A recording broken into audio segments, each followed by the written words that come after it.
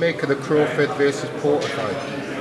Yeah, we're obviously a fight I'm excited about being in with both of them, winning world title of Porter, getting beat by Crawford, and seeing how they fought against each other. But you know, I think you've got to say that Crawford, you know, he's #1 pound for pound now. You know, nobody's done that to Porter. Nobody's knocked Porter out and stopped him like that. But you know, like his dad said, he run underprepared.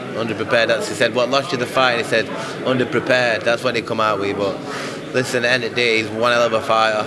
They're both one hell of a fighters, and the better man won on the night. And it were a great fight.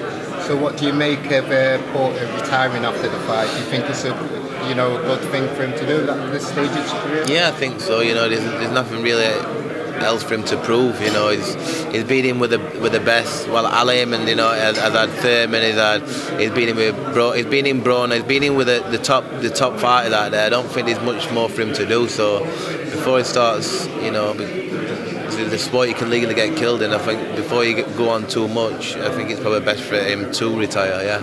You've been in there with Spence and obviously Crawford. Who's the best fighter out of those two? Who's the king of the welterweights? I think after seeing their fight, Porter and Crawford, I think you've got to lean towards Crawford now, you know. But styles make fights, obviously. Spence is a natural southpaw, you know. Yeah, still be very interested. Everyone is still tune in, but I think just with the way he dealt with Porter, I think you have to start leaning towards Crawford, just because of Spence's car crash. He had a problem with his retina in his eyes. I think you have to start leaning towards Crawford when you're in that fight. Right, and who's the biggest puncher out of Spence and Crawford? You've been in there with both. I'd say Spence. Spence.